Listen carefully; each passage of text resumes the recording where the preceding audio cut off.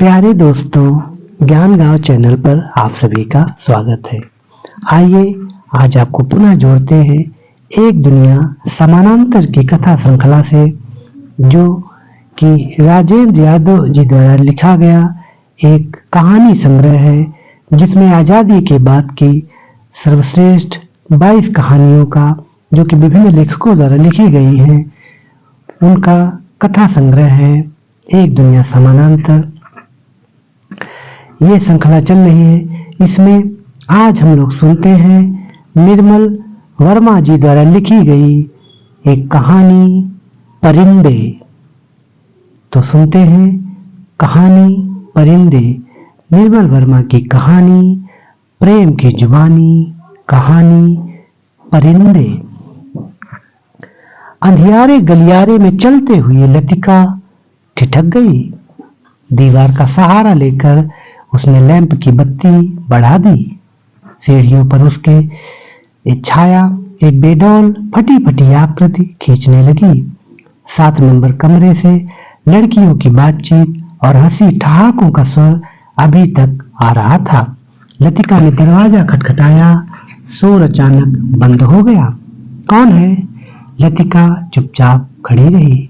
कमरे में कुछ देर तक घुसुर पुसुर होती रही। फिर दरवाजे की चटखनी के खुलने का स्वर आया। लतिका कमरे की देहरी से कुछ आगे बढ़ी। लैंप की झपकती लौ में लड़कियों के चेहरे सिनेमा के पर्दे पर ठहरे हुए क्लोजअप की भांति उभरने लगे। कमरे में अंधेरा क्यों कर रखा है? लतिका के स्वर में हल्की सी झिड़क का आभास था। लैंप में तेल ही खत्म हो गया मैडम। यह सुधा का कमरा था, इसलिए उसे ही उत्तर देना पड़ा। हॉस्टल में शायद वह सबसे अधिक लोकप्रिय थी, क्योंकि सदा छुट्टी के समय या रात के डिनर के बाद आसपास के कमरों में रहने वाली लड़कियों का जमघट उसी के कमरे में लग जाता था। देर तक गपशप हंसी मजाक चलता रहता। तेल के लिए करीमुद्दीन से क्यों नहीं कहा? कितनी बार कहा मैडम, लेकिन उसे याद रहे तब तो।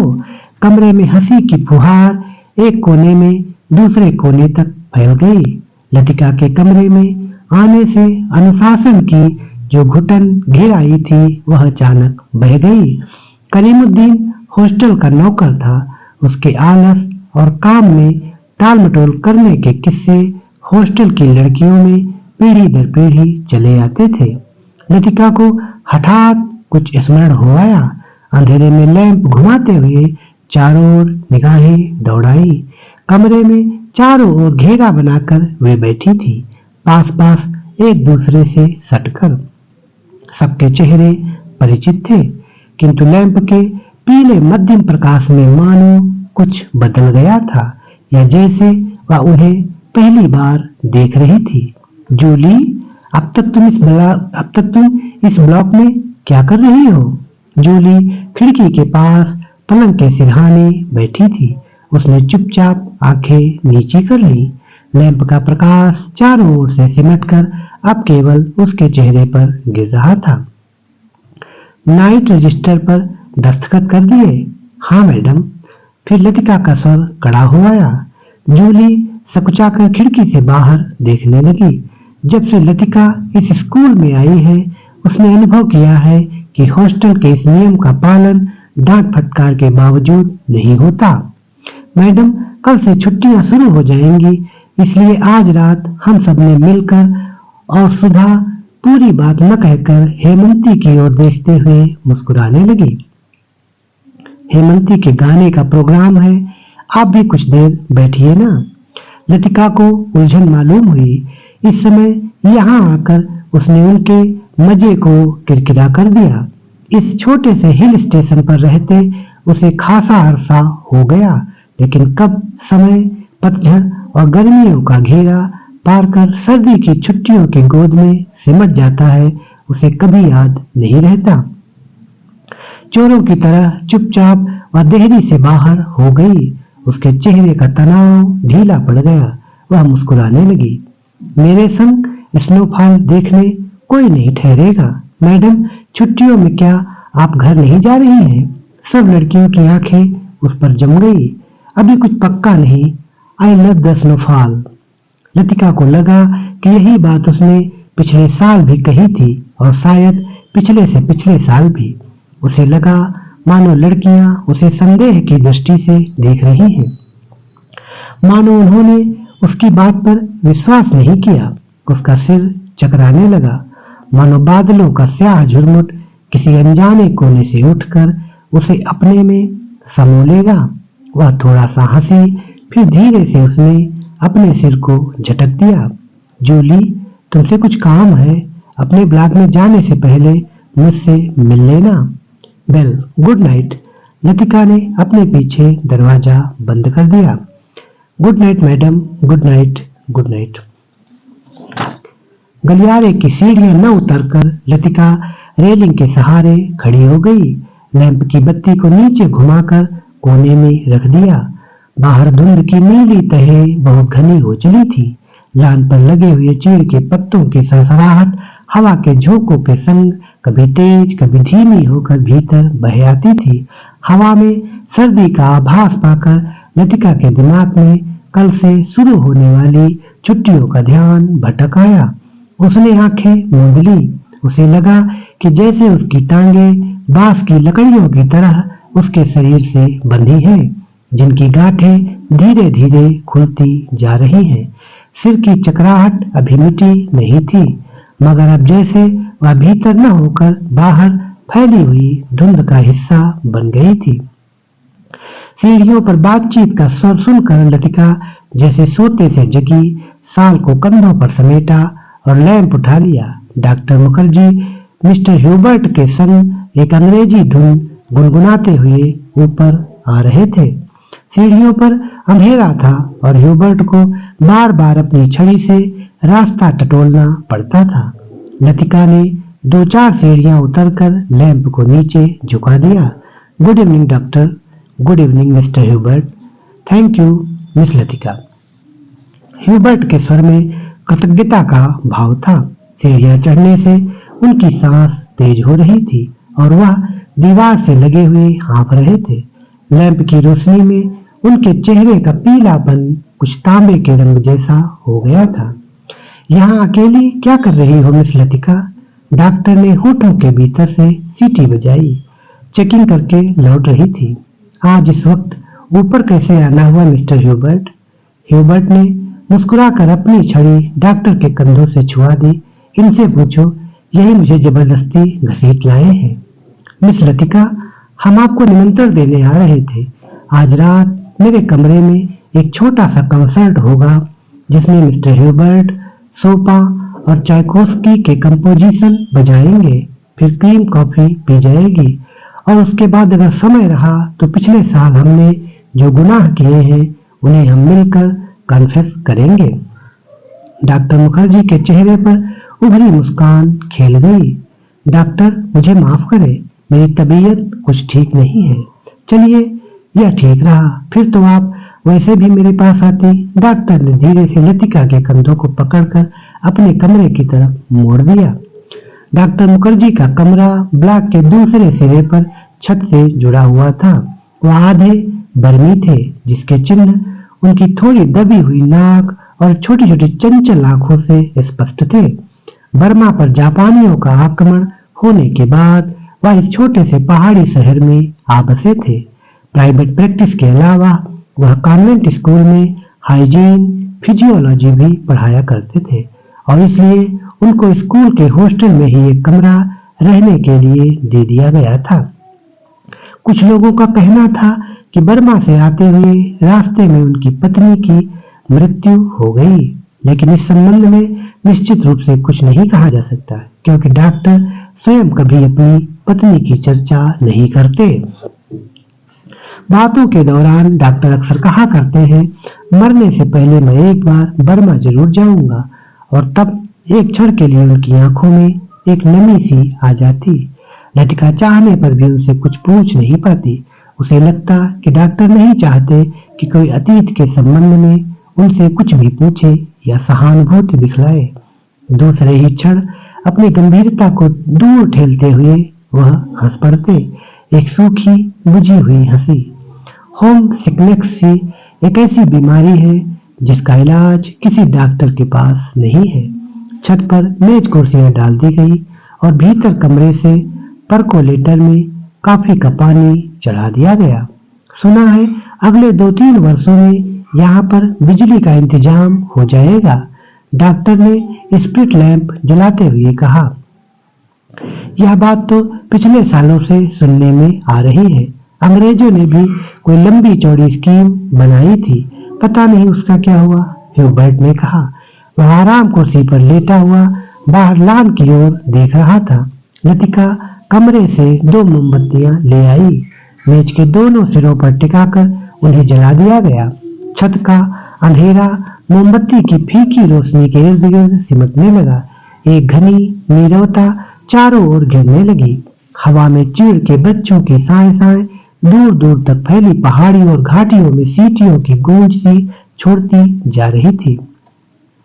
इस बार शायद बर्फ जल्दी गिरेगी। अभी से हवा में एक सर्द खुश्की सी महसूस होने लगी है। डॉक्टर का सिगार अंधेरे में लाल बिंदी सा चमक रहा था। पता नहीं मिस वुड को स्पेशल सर्विस का गोरख धंधा क्यों पसंद आता है। छुट्टियों में घर जाने से पहले क्या यह जरूरी है कि लड़कियां फादर एलमंड का सरमन सुने, ह्यूबर्ट ने कहा। पिछले 5 साल से मैं सुनता आ रहा हूँ, फादर एलमंड के सरमन में कहीं हेरफेर नहीं होता। डॉक्टर का फादर एलमंड एक आंख नहीं सुहाते थे। लतिका कुर्सी पर आगे झुककर प्यालों में कॉफी उड़ेलने लगी। हर साल स्कूल बंद होने के दिन यही 2 प्रोग्राम होते हैं, चैपल में स्पेशल सर्विस और उसके बाद दिन में पिकनिक। लतिका को पहला साल याद आया जब डॉक्टर के संग पिकनिक के बाद वह क्लब गई थी। डॉक्टर बार में बैठे थे। बालरूम कुमाऊं रेजिमेंट अफसरों से भरा हुआ था।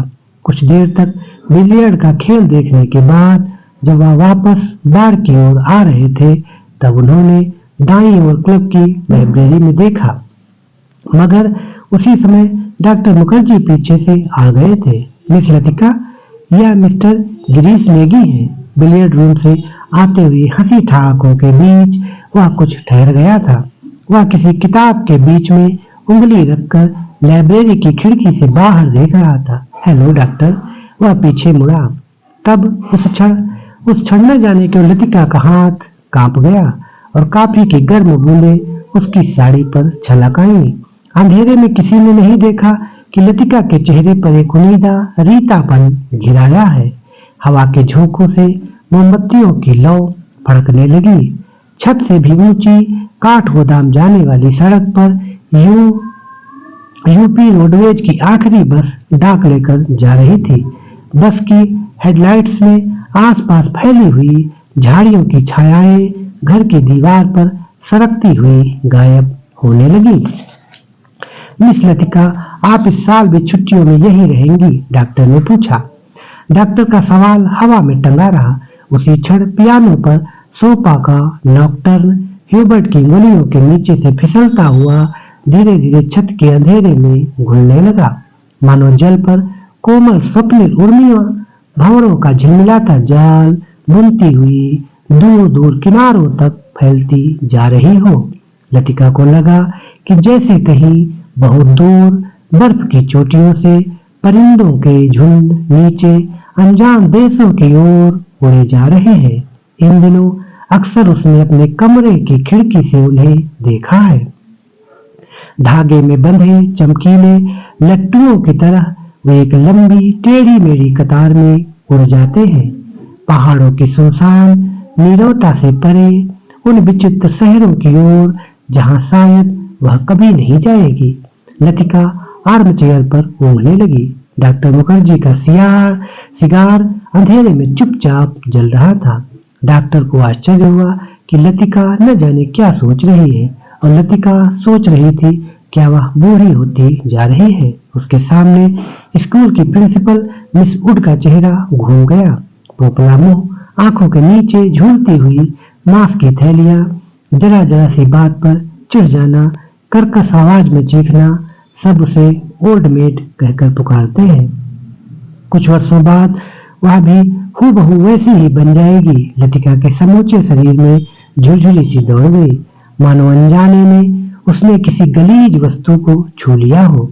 उसे याद आया कुछ महीने पहले अचानक उसे ह्यूबर्ट का प्रेम पत्र मिला था, भावुक याचना से भरा हुआ पत्र जिसमें उसने न जाने क्या कुछ लिखा था जो कभी उसकी समझ में नहीं आया। उसे ह्यूबर्ट की इस बचकाना हरकत पर हंसी आई थी, किंतु भीतर ही भीतर प्रसन्नता भी हुई थी। उसकी उम्र अभी बीती नहीं है, अब भी वह दूसरों को अपनी ओर आकर्षित कर सकती है। ह्यूबर्ट का पत्र पढ़कर उसे क्रोध नहीं आया, आई थी तो केवल ममता। वह चाहती थी उसकी गलतफहमी को दूर करने में देर न लगती, किंतु कोई शक्ति उसे रोके रहती है। उसके कारण अपने पर विश्वास रहता है, अपने सुख का भ्रम मानो ह्यूबर्ट की गलतफहमी से जुड़ा है। ह्यूबर्ट ही क्यों, वह क्या किसी को भी चाह सकेगी? उस अनुभूति के संग जो अब नहीं रही, जो छाया सी उस पर मंडराती रहती है, न स्वयं मिटती है न उसे मुक्ति दे पाती है। उसे लगा जैसे बादलों का झुरमुट फिर उसके मस्तिष्क पर धीरे धीरे छाने लगा है। उसकी टांगें फिर निर्जीव शिथिल सी हो गई है। वह झटके से उठ खड़ी हुई। डॉक्टर, माफ करना, मुझे बहुत थकान सी लग रही है। बिना वाक्य पूरा किए ही वह चली गई। कुछ देर तक टेरेस पर निस्तब्धता छाई रही। मोमबत्तियां बुझने लगी थी। डॉक्टर मुखर्जी ने शिकार का नया कस लिया। सब लड़कियां एक जैसी होती हैं, बेवकूफ और सेंटिमेंटल। ह्यूबर्ट की उंगलियों का दबाव पियानो पर ढीला पड़ता गया। अंतिम धुनों की झिझकी सी गूंज कुछ क्षणों तक हवा में तिरती रही। डॉक्टर, आपको मालूम है मिस लतिका का व्यवहार पिछले कुछ अरसे से अजीब सा लगता है। ह्यूबर्ट के स्वर में लापरवाही का भाव था। वह नहीं चाहता था कि डॉक्टर को लतिका के प्रति उसकी भावनाओं का आभास मात्र भी मिल सके। जिस कोमल अनुभूति को वह इतने समय से संजोता आया है, ह्यूबर्ट उसे हंसी के एक ही ठहाके में उपहासास्पद बना देगा। क्या तुम नियति में विश्वास करते हो ह्यूबर्ट? डॉक्टर ने कहा।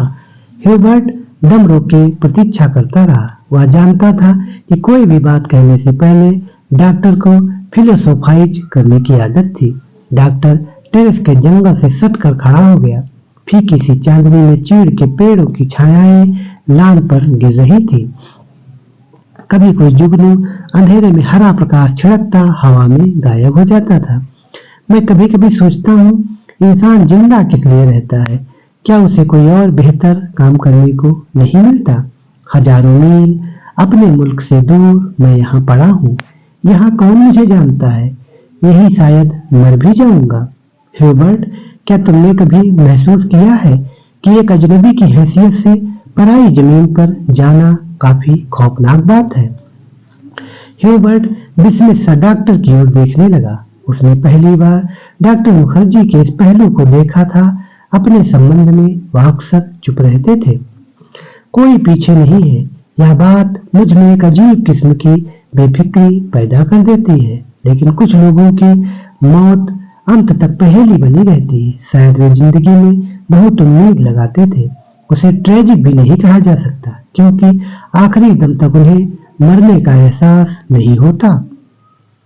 डॉक्टर, आप किसका जिक्र कर रहे हैं? ह्यूबर्ट ने परेशान होकर पूछा। डॉक्टर कुछ देर तक चुपचाप सिगार पीता रहा। फिर मुड़कर वह मोमबत्तियों की बुझती हुई लौ को देखने लगा। तुम्हें मालूम है, किसी समय लतिका बिला नागा क्लब जाया करती थी। गिरीश नेगी से उसका परिचय नहीं हुआ था। कश्मीर जाने से एक रात पहले उसने मुझे सब कुछ बता दिया था। मैं अब तक लतिका से उस मुलाकात के बारे में कुछ नहीं कह सका हूँ, किंतु उस रोज कौन जानता था कि वह वापस नहीं लौटेगा। और अब क्या फर्क पड़ता है? Let the dead die. Doctor की सूखी शब्द हंसी में खोखली सी शून्यता भरी थी। कौन गिरीश नेगी? कुमाऊं रेजिमेंट कैप्टन था। डॉक्टर तथा लतिका ह्यूबर्ट से आगे कुछ नहीं कहा गया। उसे याद आया वह पत्र जो उसने लतिका को भेजा था। कितना अर्थहीन और उपहासास्पद, जैसे उसका एक एक शब्द उसके दिल को कचोट रहा हो। उसने धीरे से पियानो पर सिर टिका लिया। लतिका ने उसे क्यों नहीं बताया? क्या वह इसके योग्य भी नहीं था। लतिका, वह तो बच्ची है पागल, मरने वाले के संग खुद थोड़े ही मरा जाता है। कुछ देर चुप रहकर डॉक्टर ने अपने प्रश्न को फिर दोहराया। लेकिन ह्यूबर्ट, क्या तुम नियति पर विश्वास करते हो? हवा के हल्के झोंके से मोमबत्तियां एक बार प्रज्वलित होकर बुझ गईं। टेरेस पर ह्यूबर्ट और डॉक्टर अंधेरे में एक दूसरे का चेहरा नहीं देख पा रहे थे, फिर भी वे एक दूसरे की ओर देख रहे थे। कॉन्वेंट स्कूल से कुछ दूर मैदान में बहते पहाड़ी नाले का स्वर आ रहा था। जब बहुत देर बाद कुमाऊं रेजिमेंट सेंटर का बिगुल सुनाई दिया तो ह्यूबर्ट हड़बड़ाकर खड़ा हो गया। अच्छा, चलता हूँ doctor, good night. Good night Hubert, मुझे माफ करना, मैं सिगार खत्म करके उठूंगा। सुबह बदली छाई थी। लतिका के खिड़की खोलते ही धुंध का गुब्बारा सा भीतर घुस आया, जैसे रात भर दीवार के सहारे सर्दी में ठिठुरता हुआ वह भीतर आने की प्रतीक्षा कर रहा हो। स्कूल में ऊपर चैपल जाने वाली सड़क बादलों में छिप गई थी। केवल चैपल का क्रॉस धुंध के पर्दे पर एक दूसरे को काटती हुई पेंसिल की रेखाओं सा दिखाई दे जाता था।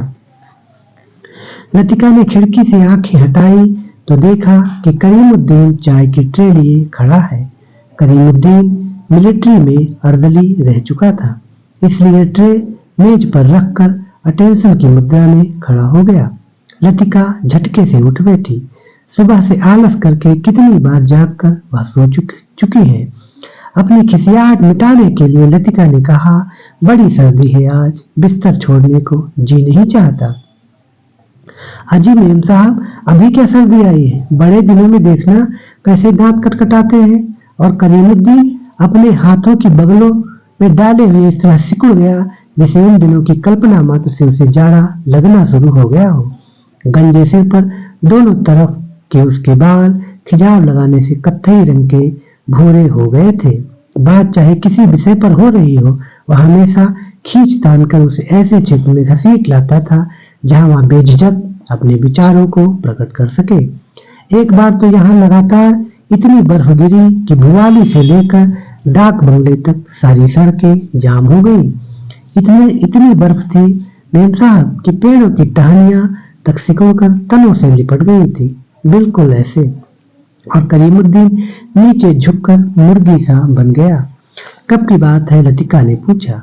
अरे, यह तो जोड़ हिसाब करके ही पता चलेगा मेम साहब, लेकिन इतना याद है कि उस वक्त अंग्रेज बहादुर यही थे। कैंटोनमेंट की इमारत पर कौमी झंडा नहीं लगा था। बड़े जबर थे ये अंग्रेज, 2 घंटों में ही सारी सड़कें साफ करवा दी। उन दिनों एक सीटी बजाते ही 50 घोड़े वाले जमा हो जाते थे। अब तो सारे शेड खाली पड़े हैं। वे लोग अपनी खिदमत भी करवाना जानते थे। अब उजाड़ हो गया है। करीमुद्दीन उदास भाव से बाहर देखने लगा। आज यह पहली बार नहीं है जब लतिका करीमुद्दीन से उन दिनों की बातें सुन रही है जब अंग्रेज बहादुर ने इस स्थान को स्वर्ग बना रखा था। आप छुट्टियों में इस साल भी यहीं रहेंगी मेम साहब? दिखता तो कुछ ऐसा ही है। करीमुद्दीन, तुम्हें फिर तंग होना पड़ेगा। क्या कहते हैं मेम साहब? आपके रहने से हमारा भी मन लग जाता है, वरना छुट्टियों में तो यहाँ कुत्ते लौटते हैं। तुम जरा मिस्त्री से कह देना कि इस कमरे की छत की मरम्मत कर जाए। पिछले साल बर्फ या पानी दरारों से टपकता रहता था। लतिका को याद आया कि पिछली सर्दियों में जब कभी बर्फ गिरती थी तो उसे पानी से बचने के लिए रात भर कमरे के कोने में सिमट कर सोना पड़ता था। करीमुद्दीन चाय की ट्रे उठाता हुआ बोला, बर्ड साहब तो कल ही चले जाएंगे। कल रात उनकी तबीयत फिर खराब हो गई। आधी रात के वक्त मुझे जगाने आए थे। कहते थे छाती में तकलीफ है। उन्हें यह मौसम नहीं रहा था। कह रहे थे लड़कियों की बस में वह भी कल चले जाएंगे। करीमुद्दीन दरवाजा बंद करके चला आया। लतिका की इच्छा हुई कि वह ह्यूबर्ट के कमरे में जाकर उनकी तबीयत की पूछताछ कराए, किंतु फिर न जाने क्यों स्लीपर पैरों में टंगे रहे और वह खिड़की के बाहर बादलों को उमड़ता हुआ देखती रही। ह्यूबर्ट का चेहरा जब उसे देखकर सहसा दयनीय हो जाता था, तब लगता कि वह अपनी मूक निरीह याचना में उसे कोस रहा है। न वह उसकी गलतफहमी को दूर करने का प्रयत्न कर पाती है, न उसे अपनी व्यवस्था की सफाई देने का साहस होता है। उसे लगता है कि इस जाले से बाहर निकलने के लिए वह धागे के जिस सिरे को पकड़ती है वह खुद एक गांठ बनकर रह जाता है। बाहर बूंदाबांदी होने लगी थी। कमरे की टिन की छत खटखट बोलने लगी। लतिका पलंग से उठ खड़ी हुई, बिस्तर को तहकर बिछाया, फिर पैरों में स्लीपरों को घसीटते हुए वह बड़े आईने तक आई और उसके सामने स्टूल पर बैठकर बालों को खोलने लगी। किंतु कुछ देर तक कंघी बालों में ही उलझी रही और वह गुमसुम हो शीशे में अपना चेहरा तकती रही। करीमुद्दीन को यह कहना याद ही नहीं रहा कि धीरे धीरे आग जलाने की लकड़ियां जमा कर ले। इन दिनों सस्ते दामों पर सूखी लकड़ियां मिल जाती हैं। पिछले साल तो कमरा धुएं से भर जाता था, जिसके कारण कपकपाते जाड़े में भी उसे खिड़की खोलकर ही सोना पड़ता था। आईने में लतिका ने अपना चेहरा देखा और मुस्कुरा रही थी। पिछले साल अपने कमरे की सीलन और ठंड से बचने के लिए कभी कभी वह मिस वुड के खाली कमरे में चोरी चुपके सोने चली जाया करती थी। मिस वुड का कमरा बिना आग के भी गर्म रहा करता था। उनके गंदोले सोफे पर लेटते ही आंख लग जाती थी। कमरा छुट्टियों में खाली पड़ा रहता है, किंतु मिस वुड से इतना नहीं होता कि 2 महीने के लिए उसके हवाले कर जाएं। हर साल कमरे में ताला ठोक जाती है।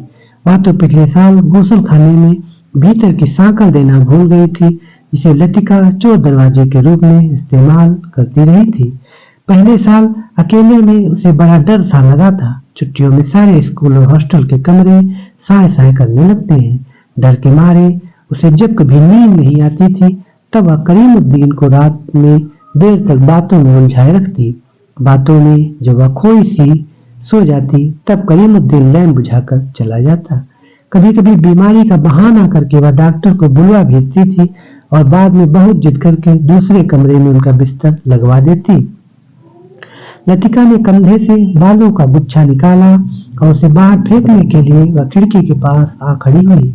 बाहर छत की ढलान से बारिश के जल की मोटी सी धार बराबर लान पर गिर रही थी। मेघाच्छन्न आकाश में सरकते हुए बादलों के पीछे पहाड़ियों के झुंड कभी उभर आते थे, कभी छिप जाते थे, मानो चलती ट्रेन से कोई उन्हें देख रहा हो। लतिका ने खिड़की से सिर बाहर निकाल लिया।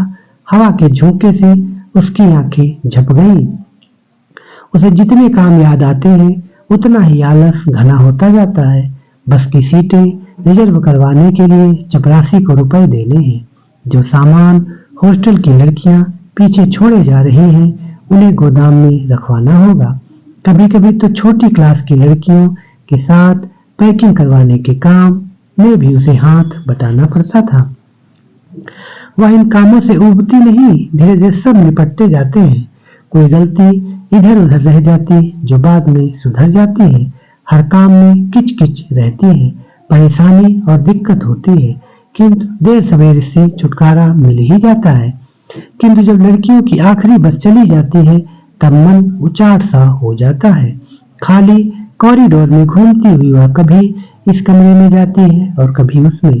वह नहीं जान पाती कि अपने से क्या करे। दिल कहीं भी नहीं टिक पाता, हमेशा भटका भटका सा रहता है। इस सब के बावजूद सब कोई सहज भाव से पूछ बैठता है, मिस लतिका, छुट्टियों में आप घर नहीं जा रही? तब वह क्या कहे? Ding dong ding. Special service के लिए स्कूल चैपल के घंटे बजने लगे थे। लतिका ने अपना सिर खिड़की के भीतर कर लिया। उसने झटपट साड़ी उतारी और पेटीकोट में ही कंधे पर तौलिया डाल गुसल खाने में घुस गई। लेफ्ट राइट लेफ्ट कैंटोनमेंट जाने वाली पक्की सड़क पर 4-4 की पंक्ति में कुमाऊं रेजिमेंट के सिपाहियों की एक टुकड़ी मार्च कर रही थी। फौजी बूटों की भारी खुरदरी और आवाजें स्कूल चैपल की दीवारों से टकराकर भीतर प्रेयर हॉल में गूंज रही थी। Blessed are the meek father एलमंड एक एक शब्द चबाते हुए खखारते स्वर में सरमन ऑफ द माउंट पढ़ रहे थे। ईसा मसीह की मूर्ति के नीचे कैंडलब्रियम के दोनों ओर मोमबत्तियां जल रही थी, जिनका प्रकाश आगे बैठी हुई लड़कियों पर पड़ रहा था। पिछली लाइनों की बेंचें अंधेरे में डूबी हुई थी, जहां लड़कियां प्रार्थना की मुद्रा में बैठी हुई सिर झुकाए एक दूसरे से घुसुर फुसुर कर रही थी। मिस वुड स्कूल सीजन के सफलतापूर्वक समाप्त हो जाने पर विद्यार्थियों और स्टाफ सदस्यों को बधाई का भाषण दे चुकी थी और अब फादर के पीछे बैठी हुई अपने में ही कुछ बुड़बुड़ा रही थी, मानो धीरे धीरे फादर को प्रॉम्प्ट कर रही हो। आमीन। फादर एलमंड ने बाइबल मेज पर रख दी और प्रेयर बुक उठा ली। हाल की खामोशी क्षण भर के लिए टूट गई। लड़कियों ने खड़े होते हुए जानबूझकर बेंचों को पीछे धकेला। बेंचे फर्श पर रगड़ खाकर सीटी बजाती हुई पीछे खिसक गई। हाल के कोने से हंसी फूट पड़ी। मिस वुड का चेहरा तन गया, माथे पर भ्रकुटियां चढ़ गई। फिर अचानक निस्तब्धता छा गई। हाल के घुटे हुए नलके में फादर का तीखा फटा हुआ स्वर सुनाई देने लगा। Jesus said, I am the light of the world. He that followeth me shall not walk in darkness, but shall have the light of the light. Doctor Mukherjee ने बरकुलाहट से भरी जम्हाई ली। कब यह किस्सा खत्म होगा? उसने इतने ऊंचे स्वर में लतिका से पूछा कि वह सकचाकर दूसरी ओर देखने लगी। स्पेशल सर्विस के समय डॉक्टर मुखर्जी के होठों पर व्यंग्यात्मक मुस्कान खेलती रही और वह धीरे धीरे अपनी मूंछों को खींचता रहा। फादर एलमंड की वेशभूषा देखकर लतिका के दिल में गुदगुदी सी दौड़ गई। जब वह छोटी थी तो अक्सर यह सोच विस्मित हुआ करती थी कि पादरी लोग सफेद चोगे के नीचे कुछ नहीं पहनते।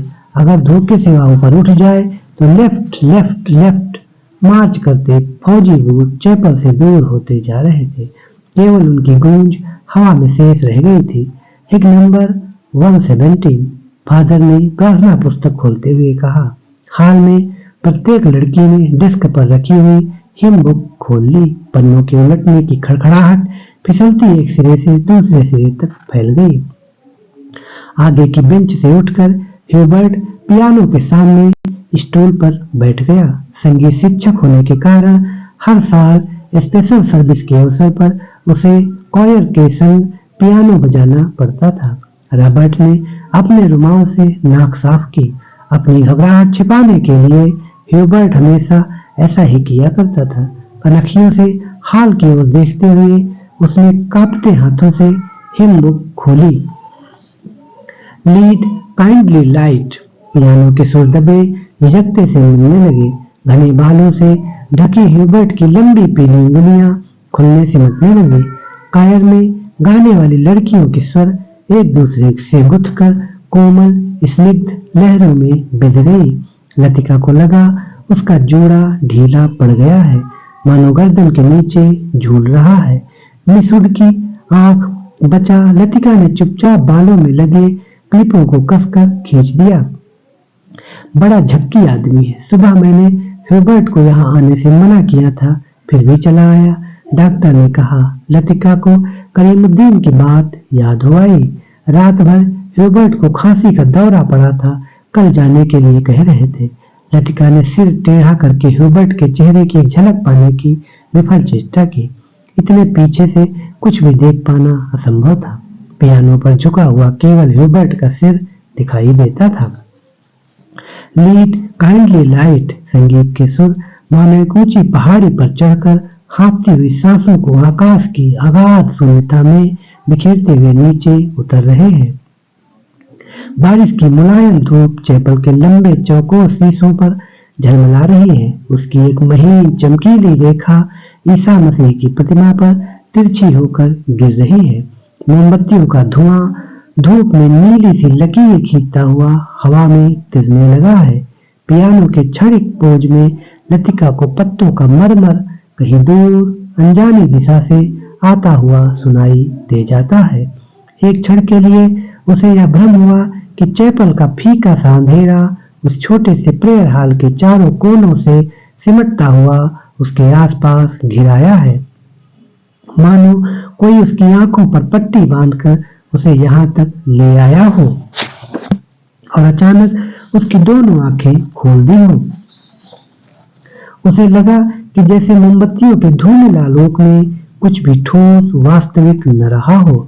चैपल की छत, दीवारें, डिस्क पर रखा हुआ डॉक्टर का सुडौल हाथ और पियानो के सुर अतीत की धुंध को भेदते हुए स्वयं उस धुंध का भाग बनते जा रहे हों। एक पगली सी स्मृति, एक उद्भ्रांत भावना, चैपल के शीशों के परे पहाड़ी सूखी हवा में झुकी हुई बीपिंग बिलोच की कांपती टहनियां, पैरों तले चीड़ के पत्तों की धीमी से चिर परिचित खड़खड़। वहीं पर गिरीश एक हाथ में मिलिट्री का खाकी हैट लिए खड़ा है, चौड़े उठे हुए संबल कंधे, अपना सिर वहां टिका दो तो जैसे सिमट कर खो जाएगा।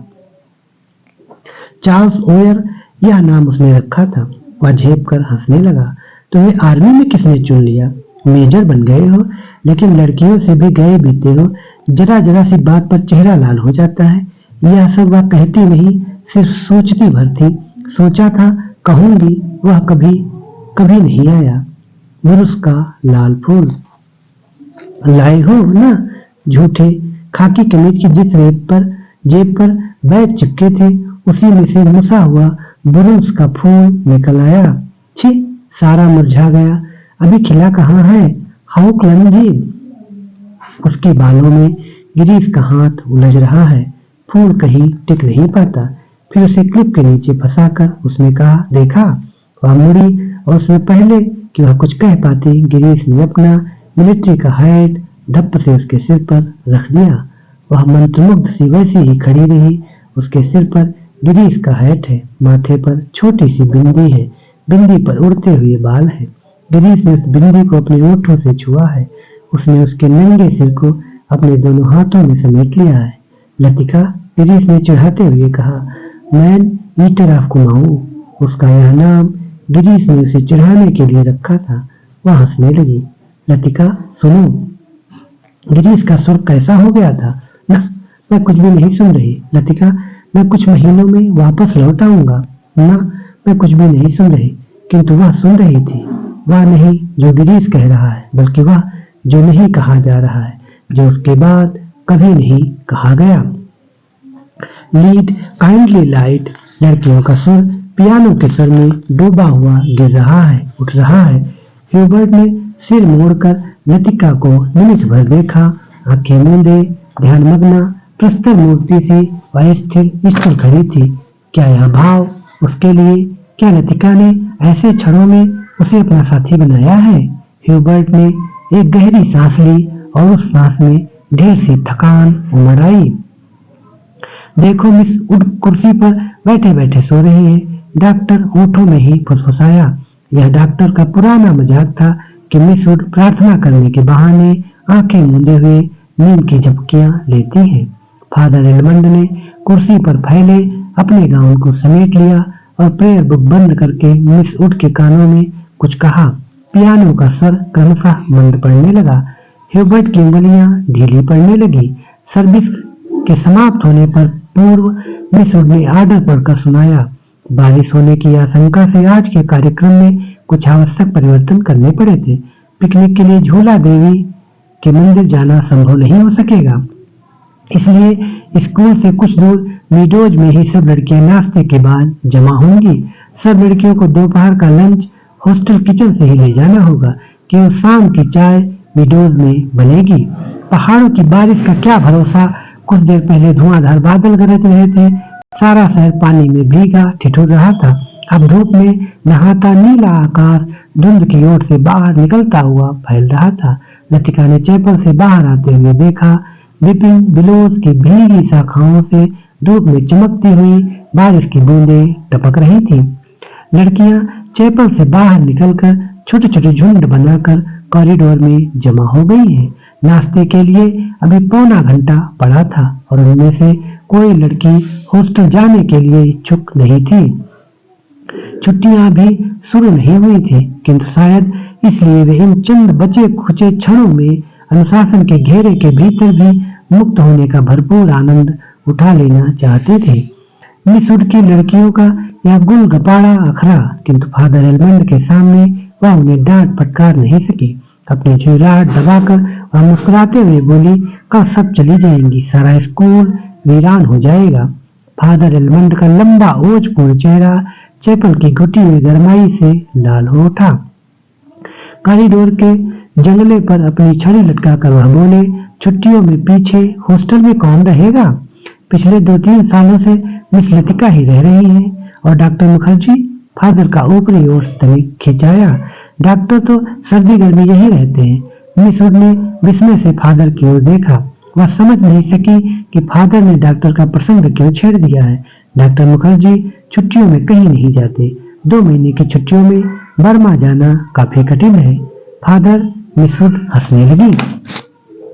मिस वुड, पता नहीं आप क्या सोचती हैं, मुझे तो मिस लतिका का हॉस्टल में अकेले रहना कुछ समझ में नहीं आता। लेकिन फादर, मिस वुड ने कहा, यह तो कॉन्वेंट स्कूल का नियम है कि कोई भी टीचर छुट्टियों में अपने खर्चे पर हॉस्टल में रह सकती है। मैं फिलहाल स्कूल के नियमों की बात नहीं कर रहा। मिस लतिका डॉक्टर के संग यहाँ अकेली ही रह जाएंगी। और सच पूछिए मिस वुड, डॉक्टर के बारे में मेरी राय कुछ बहुत अच्छी नहीं है। फादर, आप कैसी बातें कर रहे हैं? मिस लतिका बच्चे थोड़ी ही है। मिस वुड को ऐसी आशा नहीं थी कि फादर एलमंड अपने दिल में दकियानूसी भावना को स्थान देंगे।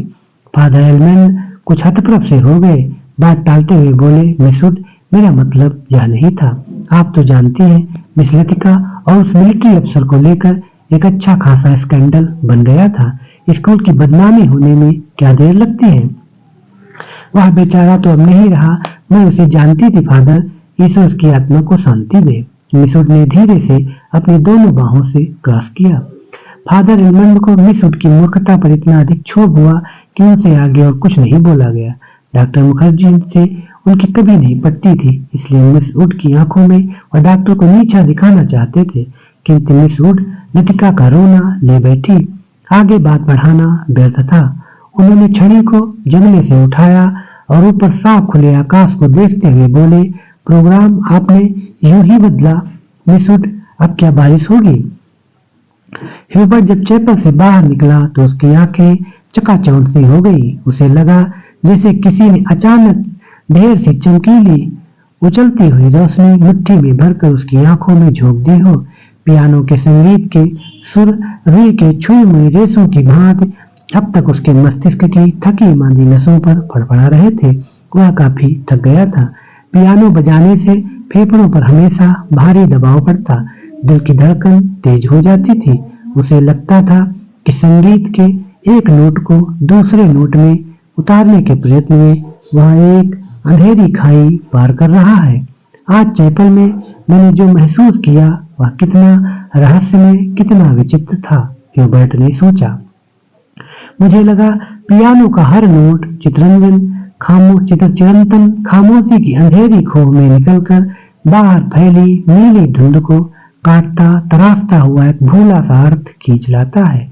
गिरता हुआ हर पोज एक छोटी सी मौत है, मानो घने छायादार वृक्षों की कांपती छायाओं में कोई पगडंडी गुम हो गई हो।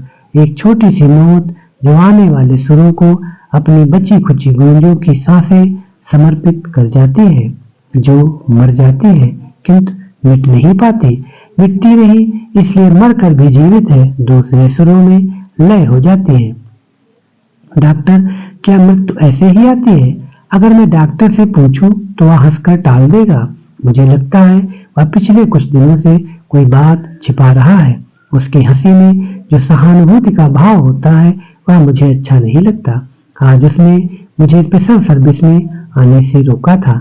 कारण पूछने पर वह चुप रहा। कौन सी ऐसी बात है जिसे मुझसे कहने में कतराता है? और शायद मैं सबकी मिजाज होता जा रहा हूँ और बात कुछ भी नहीं है, ह्यूबर्ट ने कहा। लड़कियों की कतार स्कूल से हॉस्टल जाने वाली सड़क पर नीचे उतरती जा रही है। उजली धूप में उनके रंग बिरंगे रिबन, हल्की आसमानी रंग की फ्राकें और सफेद पेटियां चमक रही हैं। सीनियर कैम्ब्रिज की कुछ लड़कियों ने चैपल की वाटिका से गुलाब के फूलों को तोड़कर अपने बालों में लगा लिया है। कैंटोनमेंट के 3-4 सिपाही लड़कियों को देखते हुए अश्लील मजाक करते हुए हंस रहे हैं और कभी-कभी किसी लड़की की ओर जरा सा झुककर सीटी बजाने लगते हैं। Hello mister Hubert. ह्यूबर्ट ने चौंक कर पीछे देखा। लतिका एक मोटा सा रजिस्टर बगल में दबाए खड़ी थी। आप अभी यही हैं? ह्यूबर्ट की दृष्टि लतिका पर टिकी रही। वह क्रीम रंग की पूरी बाहों की ऊनी जैकेट पहने हुई थी। कुमाऊनी लड़कियों की तरह लतिका का गला गोल था।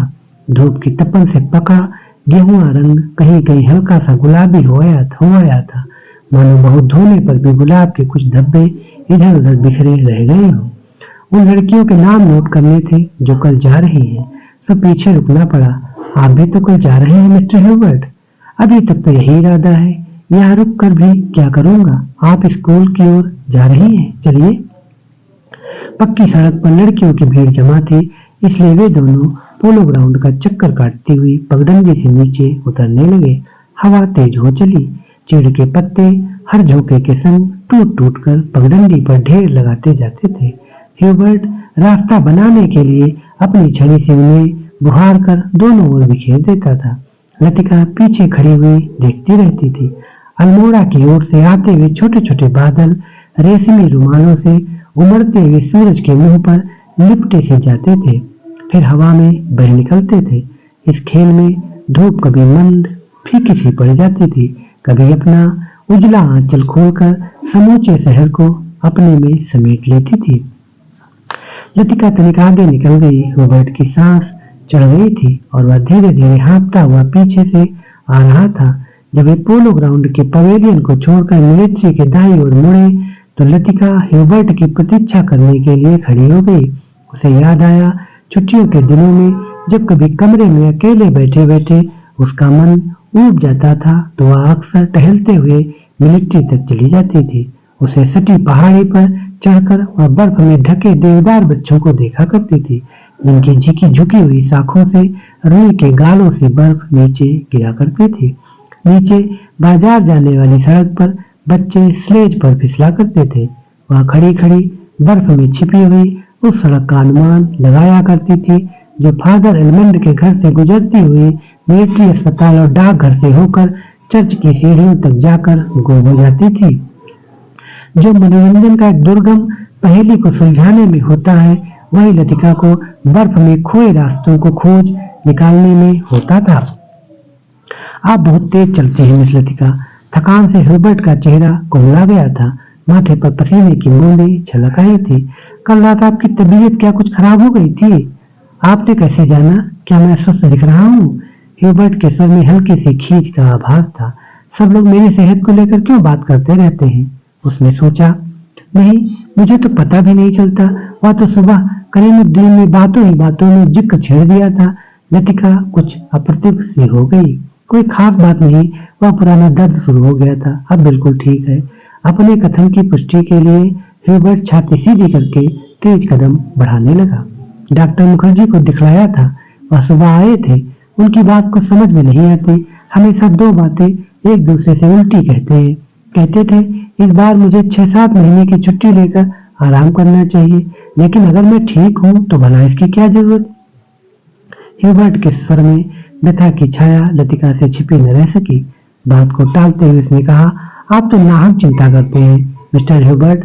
आजकल मौसम बदल रहा है, अच्छे भले आदमी तक बीमार हो जाते हैं।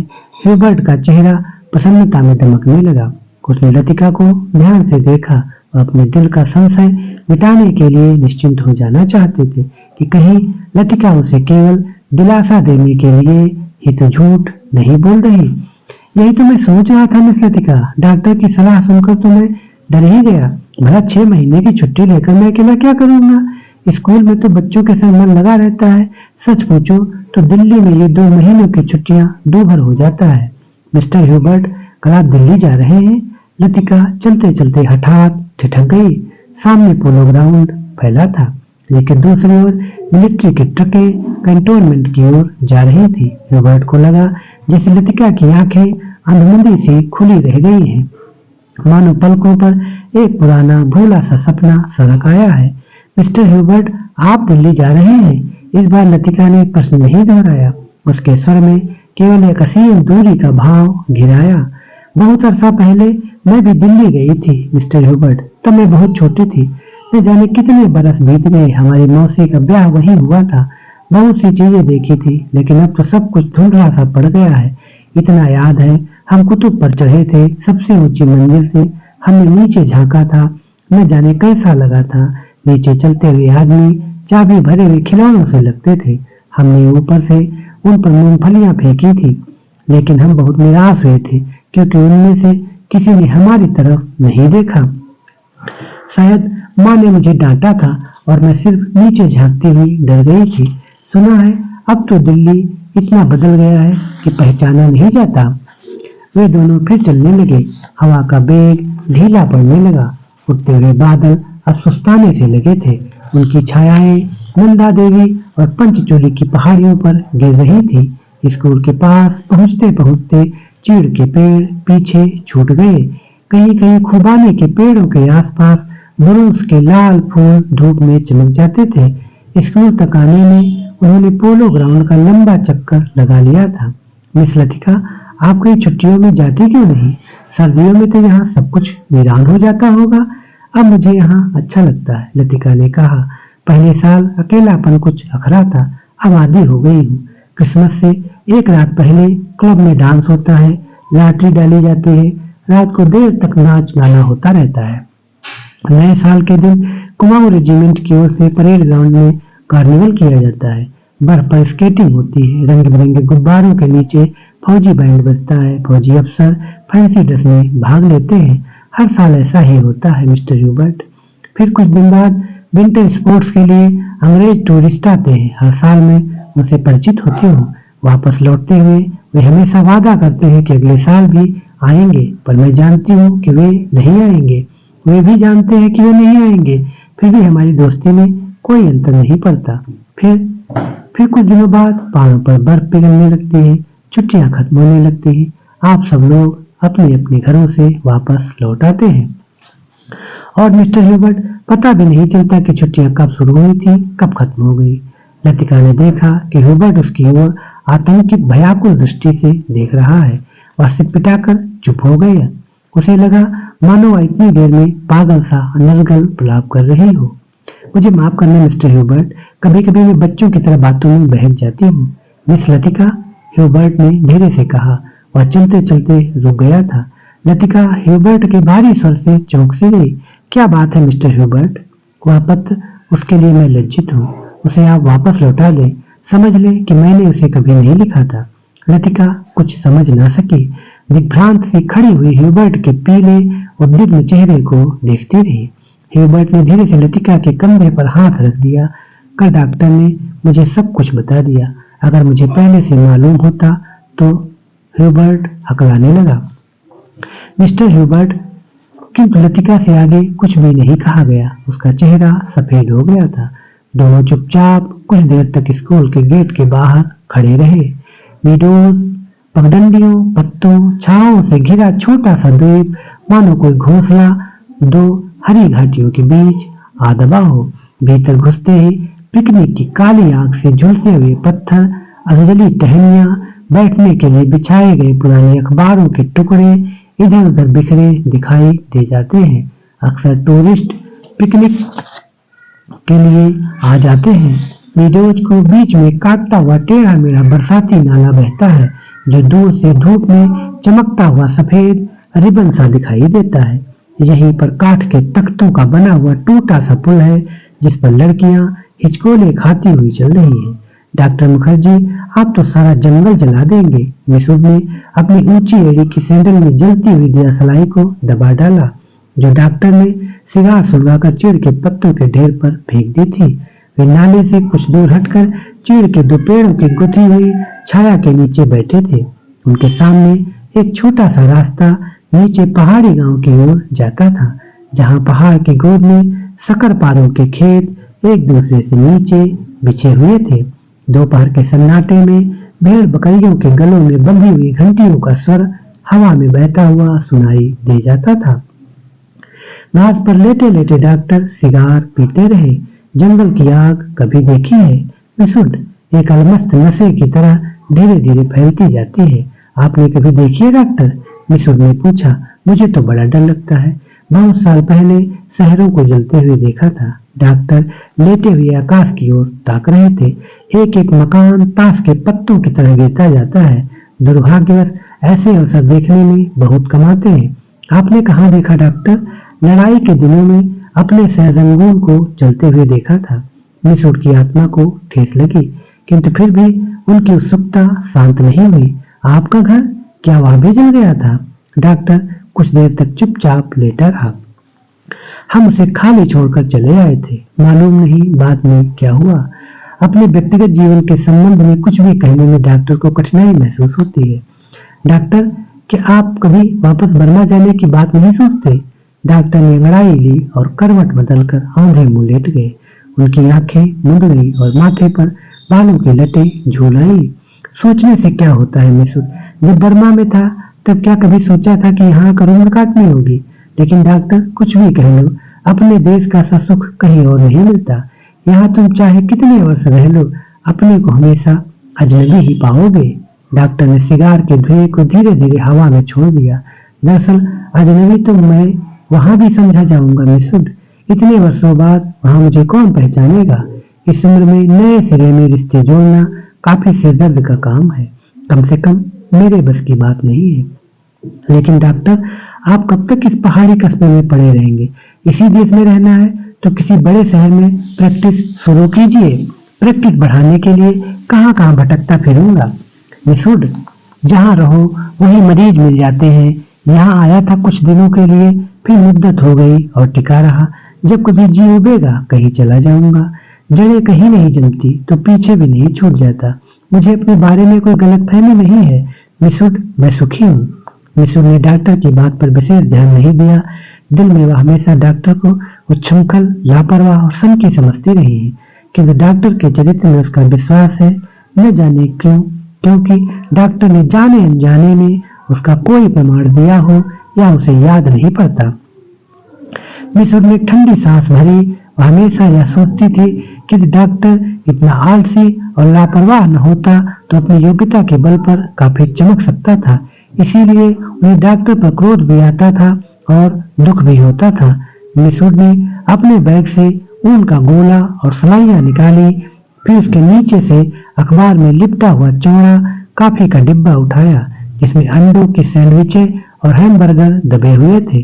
थर्मस से प्यालों में काफी उड़ेलते मिसूट ने कहा, डॉक्टर, काफी ठंडी हो रही है। डॉक्टर लेटे लेटे बुड़बुड़ाया। मिसूट ने नीचे झुककर देखा। वह कोहनी पर सिर टिकाए चुपचाप सो रहा था। ऊपर का होंठ जरा सा फैलकर मुड़ गया था, मानो किसी से मजाक करने से पहले मुस्कुरा रहा हो। उसकी उंगलियों में दबा हुआ सिगार नीचे झुका हुआ लटक रहा था। मेरी व्हाट डू यू वांट? दूसरे स्टैंडर्ड में पढ़ने वाली मेरी ने अपनी चंचल चपल आंखें ऊपर उठाई। लड़कियों का दायरा उसे घेरे हुए कभी पास आता था, कभी खिंचता चला जाता था। I want blue. दोनों हाथों को हवा में घुमाते हुए मेरी चिल्लाई। दायरा पानी की तरह टूट गया। सब लड़कियां एक दूसरे पर गिरती पड़ती किसी नीली वस्तु को छूने के लिए भाग दौड़ करने लगी। लंच समाप्त हो चुका था। लड़कियों के छोटे छोटे दिल विडोज में बिखर गए थे। ऊंची क्लास की कुछ लड़कियां चाय का पानी गर्म करने के लिए पेड़ों पर चढ़कर सूखी टहनियां तोड़ रही थी। दोपहर की उस घड़ी में विडोज अलसाया ऊँघना सा जान पड़ता था। हवा का कोई भूला भटका झोंका, चीड़ के पत्ते खड़खड़ा उठते थे। कभी कोई पक्षी अपनी सुस्ती मिटाने झाड़ियों से उड़कर नाले के किनारे बैठ जाता था। पानी में सिर डुबोता था, फिर उबकर हवा में दो चार निरुद्देश्य चक्कर काटकर दोबारा झाड़ियों में दुबक जाता था।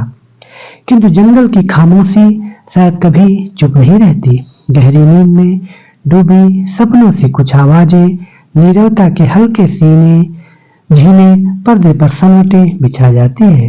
मूक लहरों से हवा में तिरती है, मानो कोई दबे पांव झांक कर अदृश्य संकेत कर जाता है। देखो, मैं यहाँ हूँ। लतिका ने जूली के बाब हेयर को सहलाते हुए कहा, तुम्हें कल रात बुलाया था। मैडम, मैं गई थी, आप अपने कमरे में नहीं थी। लतिका को याद आया कि कल रात डॉक्टर के कमरे के टेरेस पर देर तक बैठी रही थी और भीतर ह्यूबर्ट पियानो पर सोपा का नॉकटर्न बजा रहा था। जूली, तुमसे कुछ पूछना था। उसे लगा वह जूली की आंखों में अपने को बचा रही है। जूली ने अपना चेहरा ऊपर उठाया। उसकी भूरी आंखों से कौतूहल झांक रहा था। तुम ऑफिसर्स मेस में किसी को जानती हो? जूली ने अनिश्चित भाव से सिर हिलाया। लतिका कुछ देर तक जूली को अपलक घूरती रही। जूली, मुझे विश्वास है तुम झूठ नहीं बोलोगी। कुछ क्षण पहले जूली की आंखों में जो कौतूहल था वह भय में परिणत होने लगा। लतिका ने अपनी जैकेट की जेब से एक नीला लिफाफा निकालकर जूली की गोद में फेंक दिया। यह किसकी चिट्ठी है? जूली ने लिफाफा उठाने के लिए हाथ बढ़ाया, किंतु फिर एक क्षण के लिए उसका हाथ कांपकर ठिठक गया। लिफाफे पर उसका नाम और हॉस्टल का पता लिखा हुआ था। थैंक यू मैडम, मेरे भाई का पत्र है और झांसी में रहते हैं। जूली ने घबराहट में लिफाफे को अपनी स्कर्ट की तहों में छिपा लिया। जूली, जरा मुझे लिफाफा दिखलाओ। लतिका का स्वर तीखा कर्कश सा हो आया। जूली ने अनमने भाव से लतिका को पत्र दे दिया। तुम्हारे भाई झांसी में रहते हैं? जूली इस बार कुछ नहीं बोली। उसकी उद्भ्रांत उखड़ी सी आंखें लतिका को देखती रही। यह क्या है?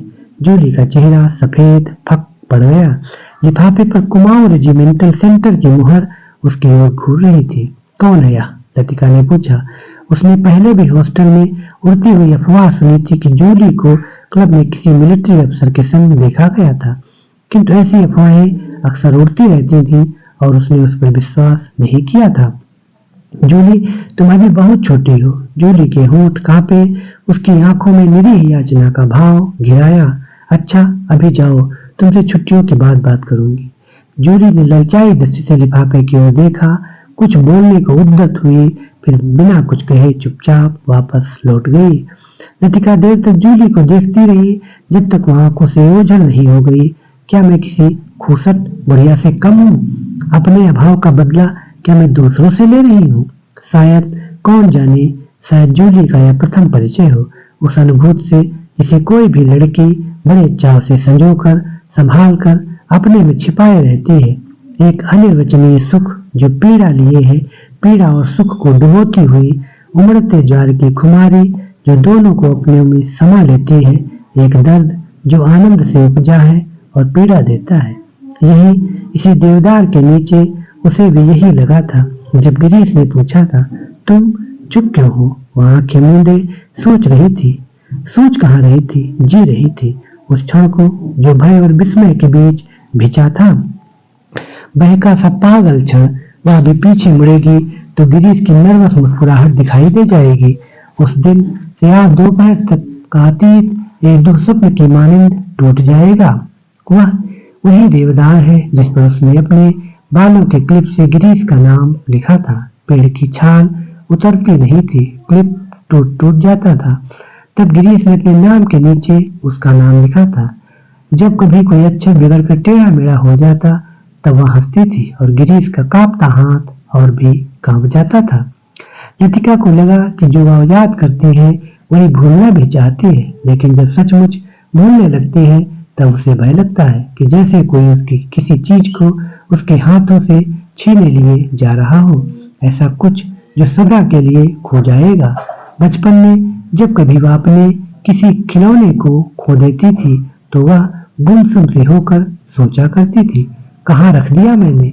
जब बहुत दौड़ धूप करने पर खिलौना मिल जाता तो वह बहाना करती कि अभी उसे खोज ही रही है, कि वह अभी मिला नहीं है। जिस स्थान पर खिलौना रखा होता जानबूझकर उसे छोड़कर घर के दूसरे कोनों में उसे खोजने का उपक्रम करती। तब खोई हुई चीज याद रहती, इसलिए भूलने का भय नहीं रहता था। आज वह उस बचपन के खेल का बहाना क्यों नहीं कर पाती? बहाना शायद करती है, उसे याद करने का बहाना जो भूलता जा रहा है। दिन महीने बीत जाते हैं और वह उलझी रहती है। अनजाने में गिरीश का चेहरा धुंधला पड़ जाता है। याद वह करती है कि जैसे किसी पुरानी तस्वीर के धूल भरे शीशे को साफ कर रही हो। अब वैसा दर्द नहीं होता, सिर्फ उसको याद करती है जो पहले कभी होता था। तब उसे अपने पर ग्लानि होती है, पर वह जानबूझकर उस घाव को कुरेदती है जो भरता जा रहा है, खुद ब खुद उसकी कोशिशों के बावजूद भरता जा रहा है। देवदार पर खुदे हुए अधमिटे नाम लतिका की ओर निःशब्द निरीह भाव से निहार रहे थे। नीडोज के घने सन्नाटे में नाले पार से खेलती हुई लड़कियों की आवाजें गूंज जाती थी। What do you want, what do you want. तितलियां, झिंगुर, जुगनू मीडोज पर उतरती हुई सांझ की छायाओं में पता नहीं चलता कौन आवाज किसकी है। दोपहर के समय जिन आवाजों को अलग अलग करके पहचाना जा सकता था, अब वे एक स्वरता की अविरल धारा में घुल गई थी। घास से अपने पैरों को पोंछता हुआ कोई रेंग रहा है। झाड़ियों के झुरमुट से परों को फड़फड़ाता हुआ झपट कर कोई ऊपर भी उड़ जाता है। किंतु ऊपर देखो तो कहीं कुछ भी नहीं है। मीडोज के झरने का गड़गड़ाता स्वर जैसी अंधेरी सुरंग में झपाटे से ट्रेन गुजर गई हो और देर तक उसमें सीटियां और पहाड़ और पहियों की चीत्कार गूंजती रही हो। पिकनिक कुछ देर तक और चलती, किंतु बादलों की तहें एक दूसरे पर चढ़ती जा रही थी। पिकनिक का सामान बटोरा जाने लगा। मीडोज के चारों ओर बिखरी हुई लड़कियां मिस उड़ के इर्द गिर्द जमा होने लगी। अपने संग वे अजीबो गरीब चीजें लाई थी। कोई किसी पक्षी के टूटे पंखों को बालों में लगाए हुए थी, किसी ने पेड़ की टहनी को चाकू से छीलकर छोटी सी बेत बना ली थी। ऊंची क्लास की कुछ लड़कियों ने अपने अपने रुमालों में नाले से पकड़ी हुई छोटी छोटी बालिश्त भर की मछलियों को दबा रखा था, जिन्हें मिसुट से छिपाकर एक दूसरे को दिखा रही थी। मिसुट लड़कियों की टोली के संग आगे निकल गई। मीडोज से पक्की सड़क तक 3-4 फरलांग की चढ़ाई थी। लतिका हाँफने लगी। डॉक्टर मुखर्जी सबसे पीछे आ रहे थे। लतिका के पास पहुंचकर वह ठिठक गए। डॉक्टर ने दोनों घुटनों को जमीन पर टेकते हुए सिर झुकाकर एलिजाबेथ योगीन अंग्रेजी में कहा, मैडम आप इतनी परेशान क्यों नजर आ रही हैं? और डॉक्टर की नाटकीय मुद्रा को देखकर लतिका के होठों पर एक थकी सी ढीली ढीली मुस्कुराहट बिखर गई। प्यास के मारे गला सूख रहा है और यह चढ़ाई है कि खत्म होने में नहीं आती। डॉक्टर ने अपने कंधे पर लटकते हुए थर्मस को उतार कर लतिका के हाथों में देते हुए कहा, थोड़ी सी कॉफी बची है, शायद कुछ मदद कर सके। पिकनिक में तुम कहाँ रह गए डॉक्टर? कहीं दिखाई नहीं दिए। दोपहर भर सोता रहा मिसुट के संग। मेरा मतलब है मिसुट पास बैठी थी। मुझे लगता है मिसुट मुझसे मोहब्बत करती है। कोई भी मजाक करते समय डॉक्टर अपनी मूंछों के कोनों को चबाने लगता है। क्या कहती थी? लतिका ने थर्मस से कॉफी को मुंह में उड़ेल लिया। शायद कुछ कहती, लेकिन बदकिस्मती से बीच में ही मुझे नींद आ गई। मेरी जिंदगी के कुछ खूबसूरत प्रेम प्रसंग कमबख्त इस नींद के कारण अधूरे रह गए। और इस दौरान में जब दोनों बातें कर रहे थे, उनके पीछे मीडोज और मोटर रोड के संग चढ़ती हुई चीर और बाज के बच्चों की कतारें सांझ के घिरते अंधेरे में डूबने लगी। मानो प्रार्थना करते हुए उन्होंने चुपचाप अपने सिर नीचे झुका लिए हों। इन्हीं पेड़ों के ऊपर बादलों में गिरजे का क्रास कहीं उलझा पड़ा था। उसके नीचे पहाड़ों की ढलान पर बिछे हुए खेत भागती हुई गिलहरियों से लग रहे थे, मानो किसी को टोह में स्तब्ध ठिठक गई हो। डॉक्टर मिस्टर ह्यूबर्ट पिकनिक पर नहीं आए? डॉक्टर मुखर्जी टार्च जलाकर लतिका के आगे आगे चल रहे थे। मैंने उन्हें मना कर दिया था। किस लिए? अंधेरे में पैरों के नीचे दबे हुए पत्तों की चरमराहट के अतिरिक्त कुछ सुनाई नहीं देता था। डॉक्टर मुखर्जी ने धीरे से खांसा। पिछले कुछ दिनों से मुझे संदेह होता जा रहा है कि ह्यूबर्ट की छाती का दर्द मामूली दर्द नहीं है। डॉक्टर थोड़ा सा हंसा, जैसे इसे अपनी या गंभीरता अरुचिकर लग रही हो। डॉक्टर ने प्रतीक्षा की शायद लतिका कुछ कहेगी, किंतु लतिका चुपचाप उसके पीछे चल रही थी। यह मेरा महज शक है, शायद मैं बिल्कुल गलत हूँ, किंतु यह बेहतर होगा कि वह अपने एक फेफड़े का एक्सरे करा ले। इससे कम से कम कोई भ्रम तो नहीं रहेगा। आपने मिस्टर ह्यूबर्ट से इसके बारे में कुछ कहा? अभी तक कुछ नहीं कहा। ह्यूबर्ट जरा सी बात पर चिंतित हो उठता है, इसलिए कभी साहस नहीं हो पाता। डॉक्टर को लगा उसके पीछे आते हुए लतिका के पैरों का स्वर सहसा बंद हो गया है। उन्होंने पीछे मुड़कर देखा। लतिका बीच सड़क पर अंधेरे में छाया से चुपचाप निश्चल खड़ी है। डॉक्टर लतिका का स्वर भर्राया हुआ था। क्या बात है मिस लतिका, आप रुक क्यों गई? डॉक्टर, क्या मिस्टर ह्यूबर्ट? डॉक्टर ने अपनी टार्च की मध्यम रोशनी लतिका पर दी। उसने देखा लतिका का चेहरा में एकदम पीला पड़ गया और वह रहकर पत्ते से कांप जाती है। मिस लतिका, क्या बात है? आप तो बहुत डरी सी जान पड़ती है। कुछ नहीं डॉक्टर, मुझे मुझे कुछ याद आ गया था। वे दोनों फिर चलने लगे। कुछ दूर जाने पर उनकी आंखें ऊपर उठ गई। पक्षियों का एक बेड़ा धूमिल आकाश में टकोर बनाता हुआ पहाड़ों के पीछे से उनकी ओर आ रहा था। लतिका और डॉक्टर सिर उठाकर इन पक्षियों को देखते रहे।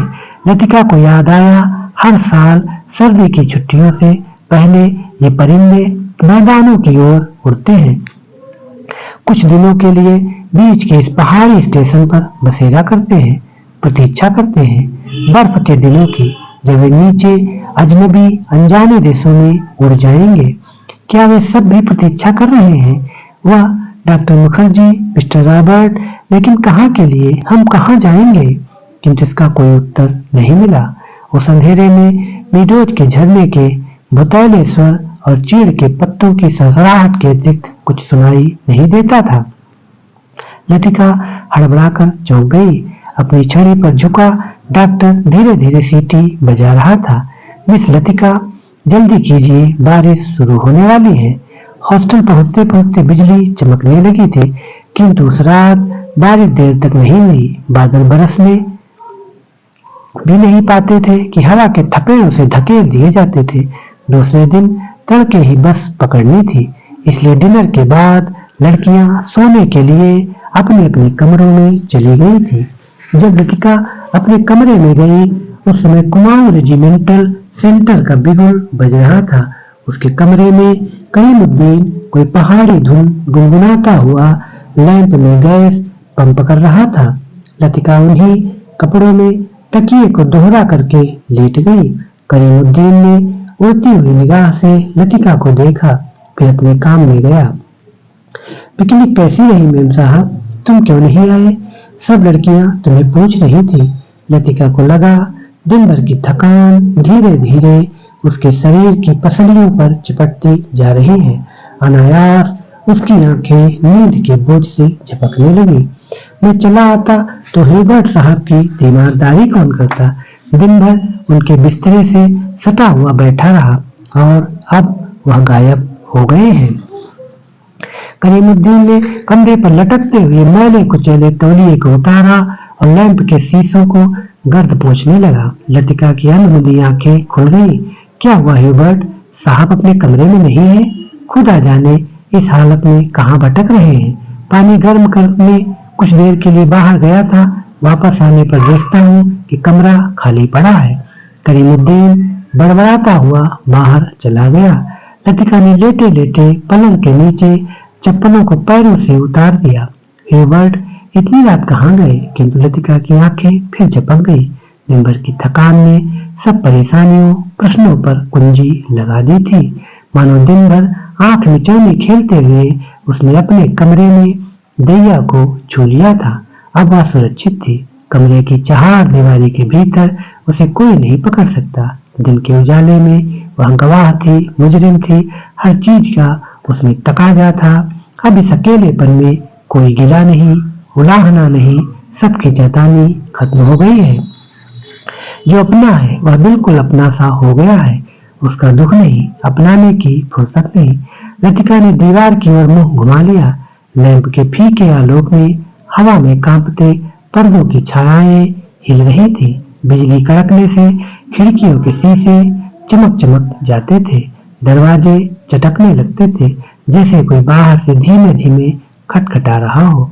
कॉरिडोर से अपने अपने कमरों में जाती हुई लड़कियों की हंसी, बातों के कुछ शब्द, फिर सब कुछ शांत हो गया।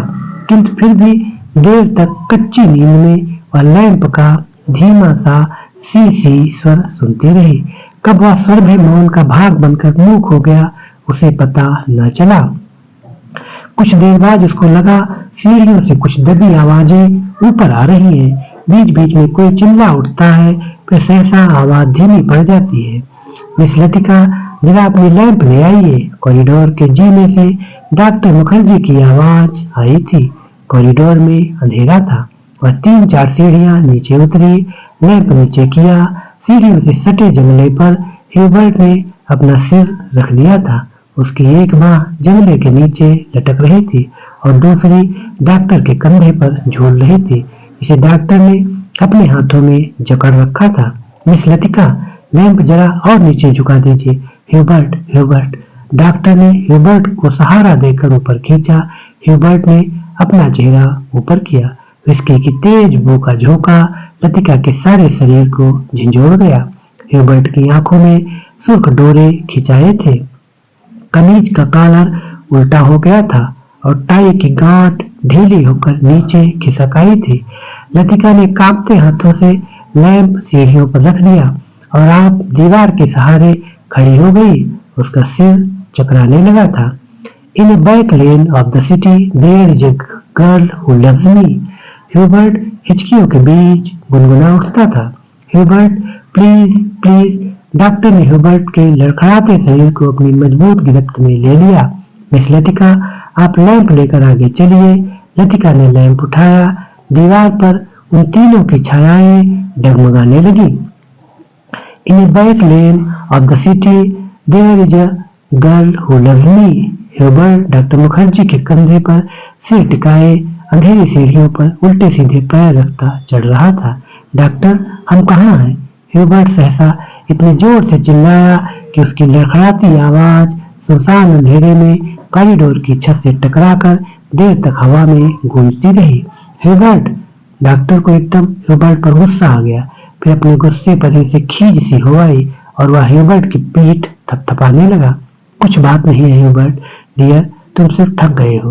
रॉबर्ट ने अपनी आंखें डॉक्टर पर गड़ा दी। उनमें एक भयभीत बच्चे की सी कातरता झलक रही थी, मानो डॉक्टर के चेहरे से वह किसी प्रश्न का उत्तर पा लेना चाहता हो। ह्यूबर्ट के कमरे में पहुंचकर डॉक्टर ने उसे बिस्तरे पर लिटा दिया। ह्यूबर्ट ने बिना किसी विरोध के चुपचाप जूते मोजे उतरवा दिए। जब डॉक्टर ह्यूबर्ट की टाई उतारने लगा तो ह्यूबर्ट अपनी कोहनी के सहारे उठा। कुछ देर तक डॉक्टर को आंखें फाड़ते हुए घूरता रहा, फिर धीरे से उसका हाथ पकड़ लिया। डॉक्टर, क्या मैं मर जाऊंगा? कैसी बातें करते हो ह्यूबर्ट? डॉक्टर ने हाथ छुड़ाकर धीरे से ह्यूबर्ट का सिर तकिए पर टिका दिया। Good night Hubert. Good night doctor. Hubert ने करवट बदल ली। Good night mister Hubert. Latika का स्वर सिहर गया, किंतु ह्यूबर्ट ने कोई उत्तर नहीं दिया। करवट बदलते ही उसे नींद आ गई थी। कॉरिडोर में वापस आकर डॉक्टर मुखर्जी रेलिंग के सामने खड़े हो गए। हवा के तेज झोंकों से आकाश में फैले बादलों की परतें जब कभी इकहरी हो जाती तब उनके पीछे से चांदनी बुझती हुई आग के धुएं सी आसपास की पहाड़ियों पर फैल जाती थी। आपको मिस्टर ह्यूबर्ट कहाँ मिले? लतिका कॉरिडोर के दूसरे कोने में रेलिंग पर झुकी हुई थी। क्लब की बाहर में उन्हें देखा था। मैं न पहुंचता तो जाने कब तक बैठे रहते। डॉक्टर मुखर्जी ने सिगरेट जलाई। उन्हें अभी एक दो मरीजों के घर जाना था। कुछ देर तक उन्हें टाल देने के इरादे से वह कॉरिडोर में खड़े रहे। नीचे अपने क्वार्टर में बैठा हुआ करीमुद्दीन माउथ ऑर्गन पर कोई पुरानी फिल्मी धुन बजा रहा था। आज दिन भर बादल छाए रहे लेकिन खुलकर बारिश नहीं हुई। क्रिसमस तक शायद मौसम ऐसा ही रहेगा। कुछ देर तक दोनों चुपचाप खड़े रहे। कॉन्वेंट स्कूल के बाहर फैले लाल से झींगुरों का अनवर स्वर चारों ओर फैली निस्तब्धता को और भी अधिक घना बना रहा था। कभी कभी ऊपर मोटर रोड पर किसी कुत्ते की रिरियाट सुनाई पड़ जाती थी। डॉक्टर, कल रात आपने मिस्टर ह्यूबर्ट से कुछ कहा था मेरे बारे में, वही जो सब लोग जानते हैं, और ह्यूबर्ट जिसे जानना चाहिए था लेकिन नहीं जानता था। डॉक्टर ने लतिका की ओर देखा।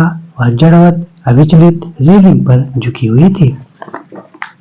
वैसे हम सबकी अपनी अपनी जिद होती है, कोई छोड़ देता है, कोई आखिर तक उससे चिपका रहता है। डॉक्टर मुखर्जी अंधेरे में मुस्कुराए। उनकी मुस्कुराहट में सूखा सा विरक्ति का भाव भरा था। कभी कभी मैं सोचता हूँ मिस लतिका, कभी चीज को न जानना यदि गलत है तो जानबूझकर न भूल पाना, हमेशा जोक की तरह उससे चिपटे रहना, यह भी गलत है। बर्मा से आते हुए जब मेरी पत्नी की मृत्यु हुई थी मुझे अपनी जिंदगी बेकार सी लगी थी। आज इस बात को अरसा गुजर गया और जैसा आप देखती हैं मैं जी रहा हूँ। उम्मीद है कि काफी अरसा और जीऊंगा, जिंदगी काफी दिलचस्प लगती है और यदि उम्र की मजबूरी न होती तो शायद मैं दूसरी शादी करने में भी न हिचकता। इसके बावजूद कौन कह सकता है मैं अपनी पत्नी से प्रेम नहीं करता था, आज भी करता हूँ। लेकिन डॉक्टर, लतिका का गला रुंधाया था। क्या मिस लतिका? डॉक्टर, सब कुछ होने के बावजूद वह क्या चीज है जो हमें चलाए चलती है? हम रुकते हैं तो भी अपने रेले में वह हमें घसीट ले जाती है। लतिका को लगा कि वह जो कहना चाह रही है कह नहीं पा रही है, जैसे अंधेरे में कुछ खो गया है जो मिल नहीं पा रहा, शायद कभी नहीं मिल पाएगा। यह तो आपको फादर एलमंड ही बता सकेंगे, मिस लतिका। डॉक्टर की खोखली हंसी में उनका पुराना सनकीपन उभर आया था। अच्छा, चलता हूँ मिस लतिका, मुझे काफी देर हो गई है। डॉक्टर ने दिया सलाई जलाकर घड़ी को देखा। Good night miss Latika. Good night doctor. Doctor के जाने पर लतिका कुछ देर तक अंधेरे में रेलिंग से सटी खड़ी रही। हवा चलने से कॉरिडोर में जमा हुआ कोहरा सिहर उठता था। शाम को सामान बांधते हुए लड़कियों ने अपने अपने कमरे के सामने जो पुरानी कापियां, अखबार और रद्दी के ढेर लगा दिए थे, वे सब अब अंधेरे कॉरिडोर में हवा के झोंकों से इधर उधर बिखरने लगे थे। लतिका ने लैंप उठाया और अपने कमरे की ओर जाने लगी। कॉरिडोर में चलते हुए उसने देखा जूली के कमरे से प्रकाश की एक पतली रेखा दरवाजे के बाहर खिंचाई है। लतिका को कुछ याद आया। वह कुछ क्षणों तक सांस रोके जूली के कमरे के बाहर खड़ी रही। कुछ देर बाद उसने दरवाजा खटखटाया। भीतर से कोई आवाज नहीं आई। लतिका ने दबे हाथों से हल्का सा धक्का दिया, दरवाजा खुल गया। जूली लैंप बुझाना भूल गई थी। लतिका धीरे धीरे दबे पांव जूली के पलंग के पास चली गई। जूली का सोता हुआ चेहरा लैंप के फीके आलोक में पीला सा दिख रहा था। लतिका ने अपनी जेब से वही नीला लिफाफा निकाला और उसे धीरे से जूली के तकिए के नीचे दबाकर रख दिया। तो दोस्तों, ये थी कहानी परिंदे।